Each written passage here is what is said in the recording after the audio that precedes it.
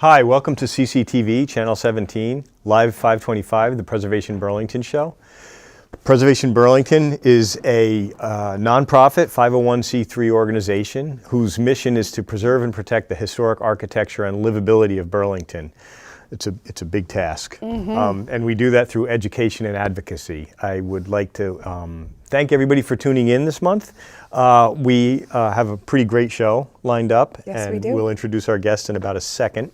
Do we have any upcoming events or anything that we want to talk about? Yeah, we had a lovely tour earlier this week, or was it last week? I can't remember. A blur, it's a blur. But actually, it was on Monday. So St. Michael's College has an advanced history class. You and Ryan did that. And Ryan and Krista came out, and we led them up Church Street, did a little tour, and it was really great. And one thing that came out, and what just occurred to me as you were reading what we are, is we are an all-volunteer board and organization. There is no paid person behind us, and the students were really marveling at that. Like everything that we do, we're all volunteer, and so I think we need to recognize that from time to time. Yeah, remind ourselves when we yes. feel like we're dropping the ball or something. Yeah. So we did that, and that was a really great tour. And just before I came out, got some great feedback on that. And then last night, Karen did the webinar on historic architecture of Burlington, neighborhood by neighborhood. So nice. I unfortunately couldn't see it, and I don't think you were able to attend too. But hopefully it was recorded, and the replay will be available. Yeah, soon. we'll put that back on Yeah. the website, Yeah. I'm sure. We did last time she did one, so, Yeah. and it was Yeah. well attended last time. I think 40 people or something, 40, uppers of 40, almost 50 people last time. So Yay. it's pretty, it's pretty fun when we pull those things together, keep people engaged that way. Yeah. I'm still not very tech savvy, so I'm not, when it's Where- webinars, I've never been, I tried to, all through, not to bring up the pandemic or anything, but when we were doing everything from remotely from home, I signed up for all these webinars. I swear I didn't do any of them. Okay, I great. just couldn't pull Let's myself move on together. and then talk about the beautiful thing on your leg. Well, this is hiding the hole in my knees. But yeah, this was in our newsletter. Yes. Right? Last month. Well, not month. This but- winter, yeah, Yep, it just the came winter out. newsletter. And it's also, I think, up on our website. So people are, what do they call it, a raffle? We're having a raffle for this beautiful quilt by Marianne Koch, and it is going to be a wonderful fundraiser for us. We are taking or selling raffle tickets. One ticket for $5, or 6 for $25, and I believe we're going to raffle it off at our home store in June. And she's like the head of the Quilters The Quilters Guild. Guild. Neither of us can talk today. Yeah, I know. Yes, and she does this a lot. She makes these beautiful quilts to raffle off and help organizations and causes she believes in and supports raise funds. So we are really grateful to her. And Yeah, it really was very excited. generous of her to donate this for that. It's beautiful. It really is. So let's get on. We've got one thing before we introduce our guest, right? Which is what is on your preservation bookshelf. Oh, the bookshelf segment. The bookshelf segment. We're gonna Do you want to go first? whip right through? Well, I brought one of. We'll motor right through this. It's a great book. It's called Where We Lived. It is a National Historic Trust publication. It's by Jack Larkin, and it's discovering the places we once called home, the American home from 1775 to 1880. It's beautiful storytelling and illustrations, black and white photographs, but really tells the story of early America, why people built what they did, where they did, and how they lived in their homes, and sort of helps explain some of the features and architectural styles that we see in that early American period. So it's a beautiful book. So I highly recommend this one. Jealous, I don't have that one. I think I'll write my name in it. You can borrow it. What did you bring? So anyway, just quickly, especially because we're in the midst of a big zoning ordinance consideration right now and a change where we're increasing density, and as preservationists, we're all for infill housing, but again, it says in our livability of Burlington. It's all about community and sense of place and stuff like that. So that's going to be a huge topic coming up in the next few months, in the next year. So I brought sustainable preservation, which is Gene Caroon, who's an architect for Goody Clancy in Boston. It's a big name. And yep, it's a big name. And they've done a bunch of projects. Again, Perry Hall for Champlain College was the one where I met her. And it's cited in this book because it's a LEED Platinum project. And it's really all about just reiterating and hammering home the fact that the greenest the building. greenest building is one that's already there, and all those other sort of, maybe cliches at this point, but we always forget, as we let things like Memorial Auditorium slip through our fingers, or the 20 Pine Street, the Cathedral Immaculate Conception. These are our architectural gems, and I think as a community we're not embracing enough that preservation is sustainable, and that's a and big important possible and realistically very possible. very possible. Yes. So anyway, that's a good one to put on your bookshelf and I love it. I don't take have out that of the one. I'm library. jealous, so maybe I'll take the wrong book home today. We'll trade. You want to introduce Diana? Sure. We are so glad to have you here today, Diana Carlisle, and you have been part of unearthing lots and lots of Burlington history, and you're here today to tell us about a very special topic, right? So why don't you launch right in and tell us what that is? Okay. Well, the topic I see, honoring the Old North End's glassmakers. It was the glassmakers, but it was also those business people that decided that Burlington could move out of the agrarian farmer mold after the War of 1812 to 10 years later, and sparked by the Erie Canal completion, which opened up the world to the west and all those cities that developed. And Burlington took advantage of that with help from Boston investors and some in Burlington itself, and decided to start a glass company, Window Glass. So although now we have a lot of glass makers in town, Yeah, we do. Like a resurgence of the it's sort craft. of it's a culture that keeps going, and it's funny because we do have the raw materials right here. When you look back at the indigenous people, they were making glass beads and all that sort of thing. It's kind of a continuity. But anyway, when the Erie Canal opened, there was an opportunity, and with the investment and the perseverance and the entrepreneurship, a glass company was formed in 1827. Not an easy task. I mean, I was just doing a little bit of research for the UVM students, and we talked about windows. So I'm really interested in the manufacture of glass. Yeah. But it was imported from Europe for the longest time to get the craftspeople and the money, and to be big enough to actually do it took such a long time for our fledgling nation. That's Well, right. part of that was the colonial, hold on Controlling it as well. tariffs Yes, and controlling the flow of Right. product. but, Right. yeah. And so that's exactly right. And it took tariffs, it took some economic helps along the way, because England was giving us glass for less money than it would cost us to make it. But anyway, yes, so they started, and it was 4 people from Burlington that were the head of it. But the most important person was a Boston superintendent of glassmaking, who brought these immigrant glass blowers, Germans mostly, some English. And there had been a glass company in Boston that had just closed. And he brought them up, and he established it, and he had the recipe for the glass, which made it beautiful and clear and strong. And he had the craftsmen, the blowers, the glass blowers. Yep. And it took years and years and years to learn how to be a glass blower. So this was key.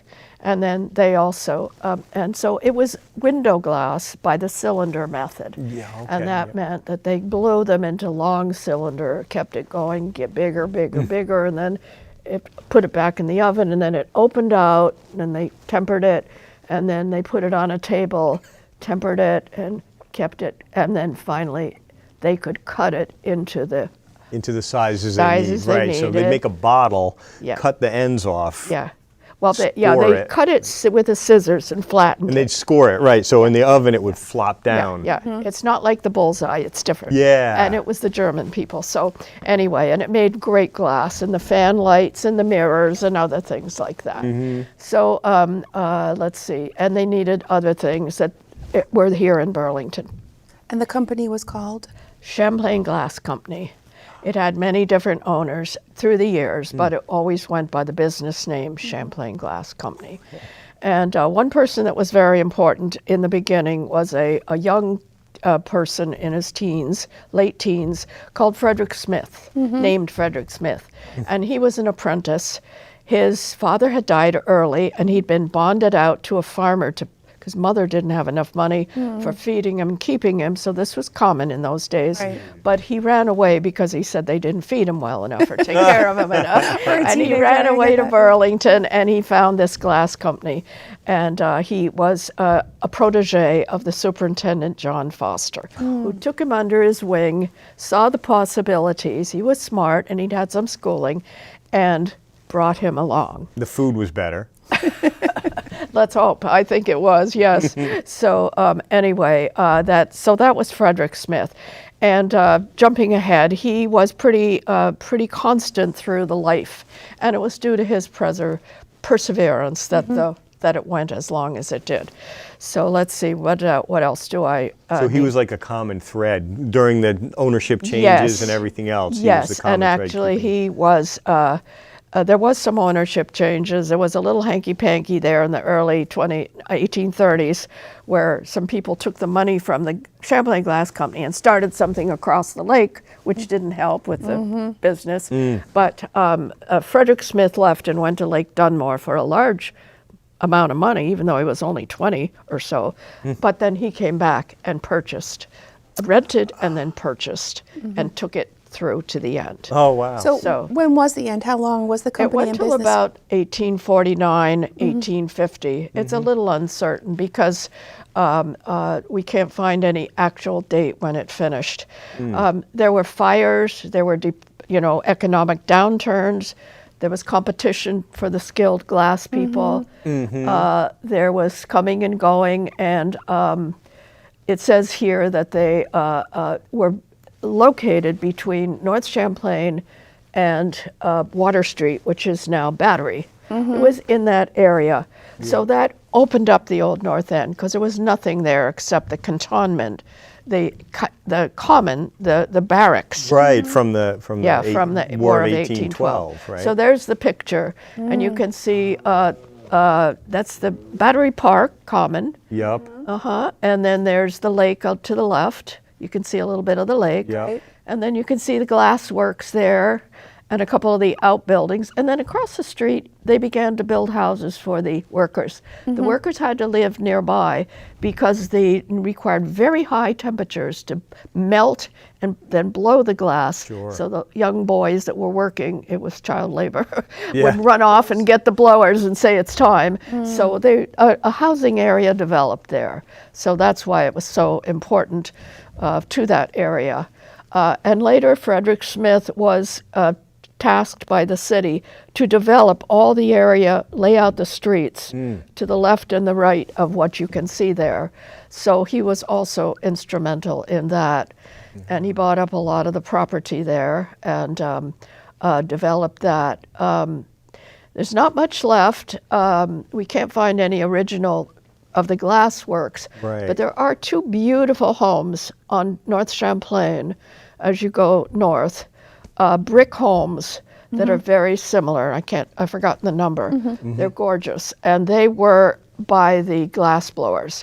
They were built by the glass blowers, and one of them was probably a boarding house for the young glass Right, blowers. because they're big. So Yeah. they pack. But that shows that the glass blowers were a high economic level in the Yeah. community. They crafts. even sent their sons to dancing school. Oh, wow. Wow. Do you have a sense of how many people the Glassworks employed? They employed about 100 when they started to build and to get it going. And I think it said in 1840, when it was its most prosperous, they employed 40. Now that was people to make the pots, people to blow, people to drive the wagons, people to keep the horses, people to cut the wood, people to make the boxes. And of course they had agents all throughout the Erie Canal, all the way to Chicago. So Wow. they were employed a lot of people. Yeah, a lot of. And they paid by cash. The Burlington Free Press wrote a very congratulatory editorial about it a year after it opened, that it's giving jobs for the winter. It's paying cash rather Instead of than bartering with barter. workers. So it really was key to that whole development and to bring us into the manufacturing factory. And those are some of the raw Okay, materials. yeah, cash given for house Yes, ash. yes. Yep. What got you interested in the glassworks? How did you come to dive into this? Well, I was brought up, I went to school here in Burlington, but then I went away. And when I came back, I was visiting my mother and my dad, and I was staying the summer, and I wanted something to do of interest. I am a history major. And so a friend said, well, why don't you take a class?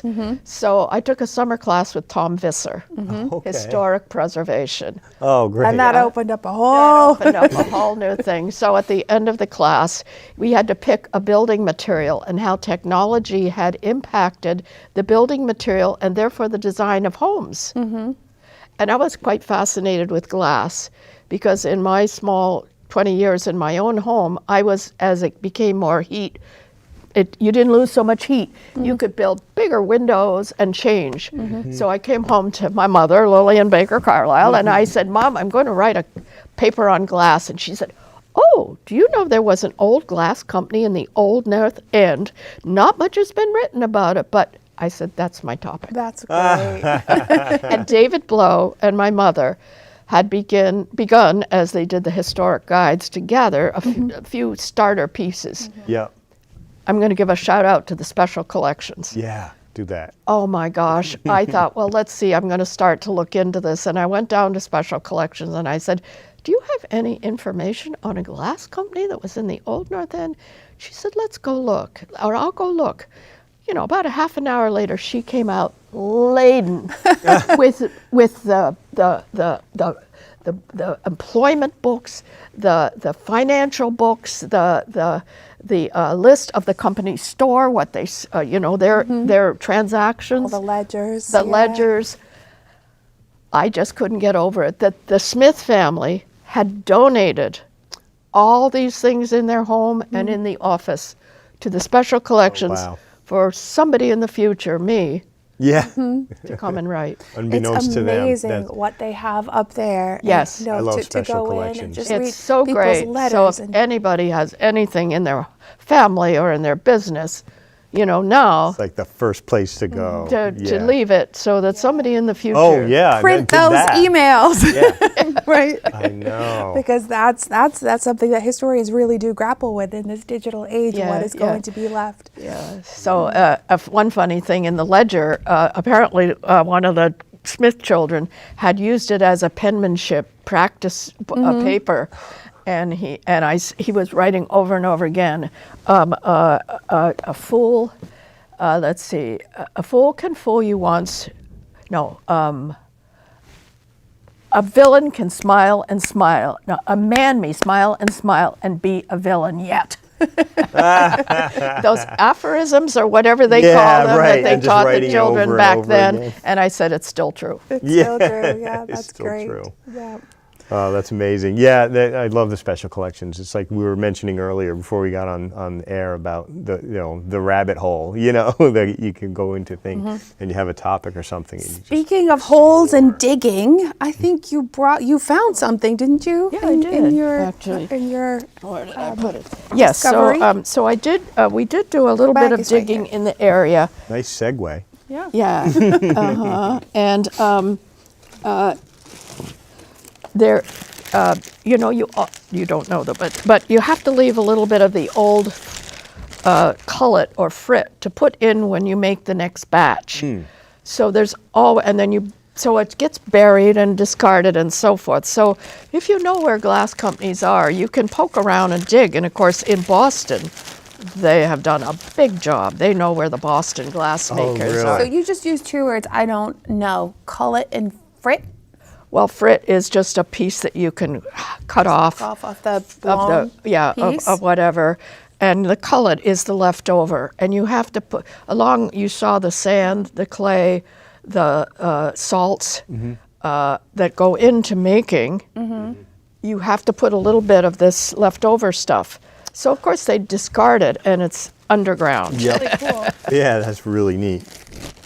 So this is just part of the old It looks pot. like, So what looks like goes in- gems.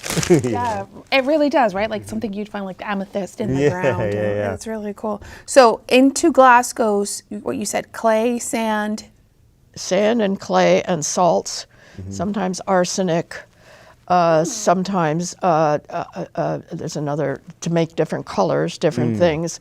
But a bed of sand is particularly important, and we have the big quartz near the Winooski, near the High Bridge in Winooski. There's sand. There's a delta in Colchester, and then the clay.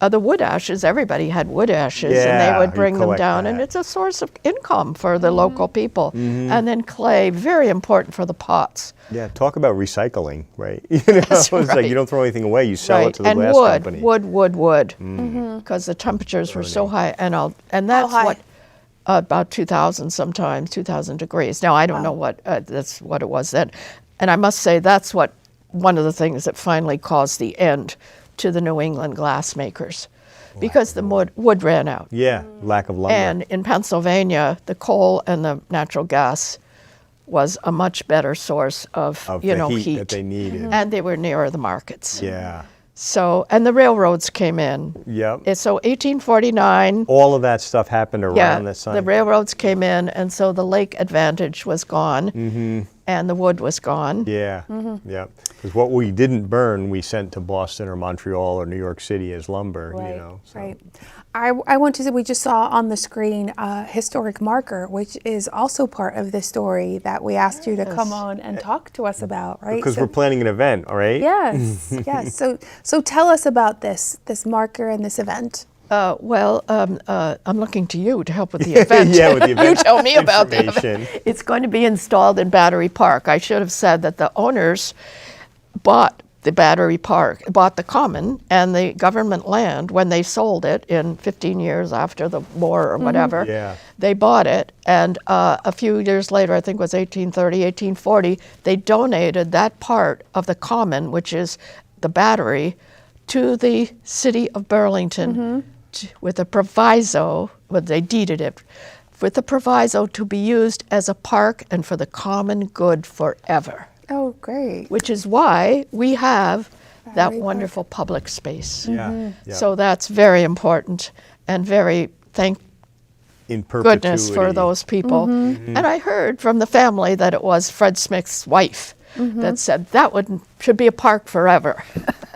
And she persuaded them to buy it. Yeah. So, Thank you. yeah, I right. know, And I know, we have it especially- here. Yeah. Especially then when there was so much industry down on the lake. I mean, that was fledgling industry and it was happening right there. But, you know, the lakefront wasn't what then people What it is perceived now. as beautiful. Exactly. And they were moving up on the hill, and it was a dicey area down there. Right, right. So it was a lot of forethought to save that Yes. for future Yes. generations. Yes. Again, like handing all the papers to UV, Yes, that's to right. special collections. Yeah, that's right. So anyway, one day I've been seeing the historic markers, and I said, what a good idea. I pause and what happened on this place? Who was important? Who did who made an impact? Who left something for the future? So it was your idea. It was. That's Well, great. I'm the only one. I was the one that researched and Yeah. published it. So,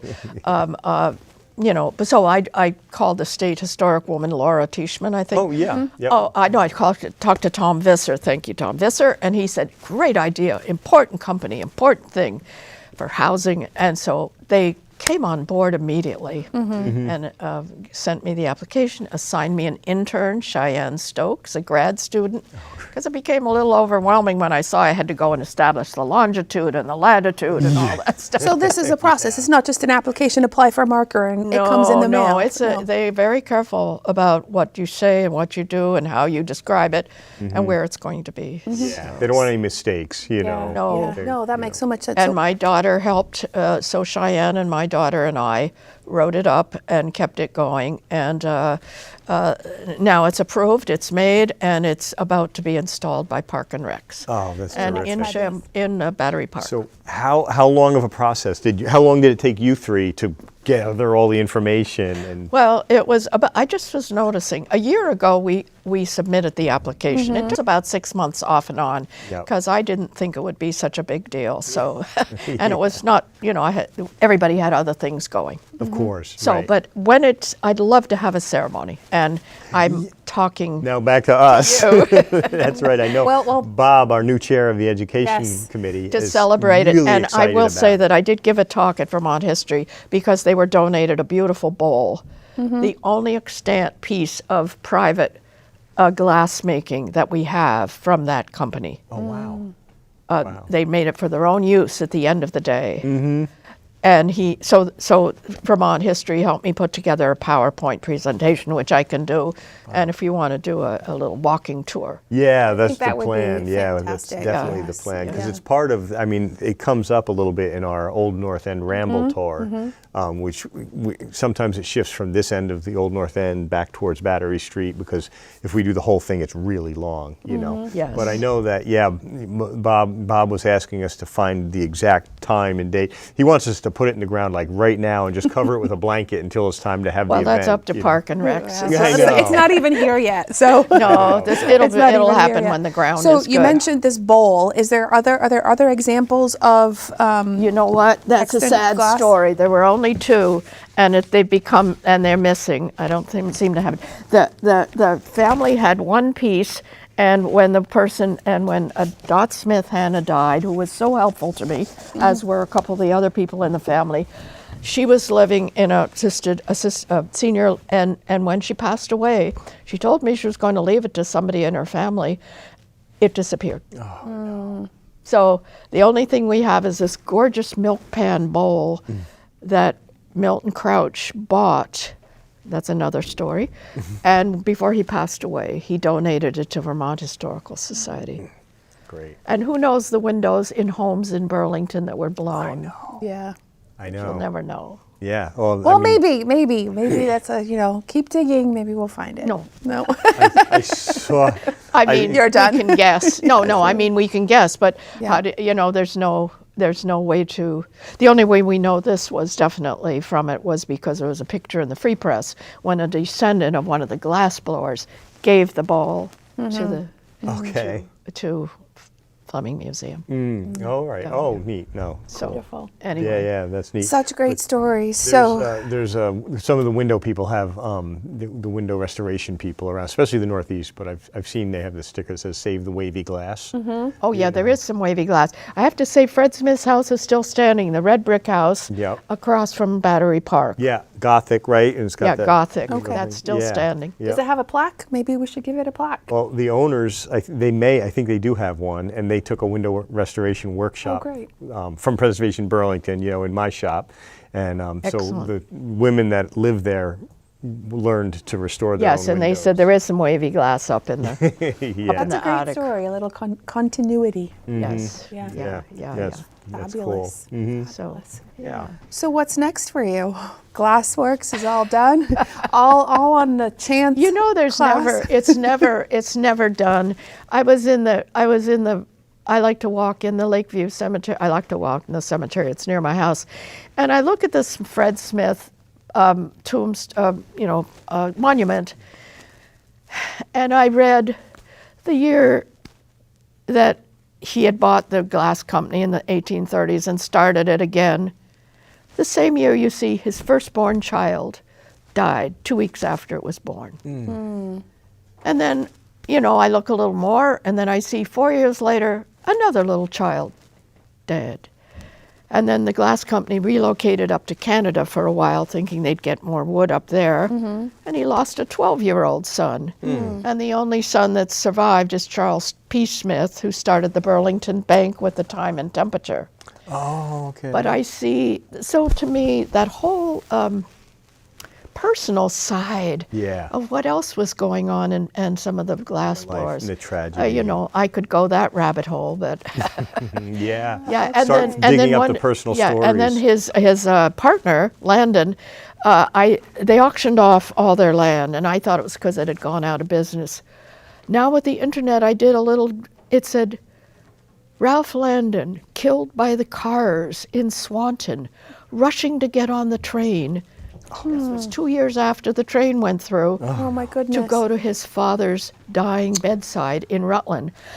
And I said to myself, there's a whole nother Yeah. part of I- people were going through. I smell a book. I smell a book. Well, and I'm doing the chapel. Of course, yeah, always. So, and we'll be doing tours again of the chapel. Diana, thank you for all the work you do and for It's fun. for digging up all these stories. It's really, you know, it's like where Yes. we lived and the Well, people. I like to honor all of these people that made so much to leave the place what it is that we know today. And It we'll announce really the event is. as soon as we have. It'll be up on the website, you know. So, thank you. This was so much fun. Yep. So thanks everybody for tuning in to our Live at 525 show and Preservation Burlington. For more information on history, our tours and events, the quilt, And to get a marker. Diana's work, and to get a marker for your house, you go to preservationburlington.org, and we'll see you next month. Thanks Yeah. again. Yeah, you can say another time. They could go online and find the whole story. Oh, yeah.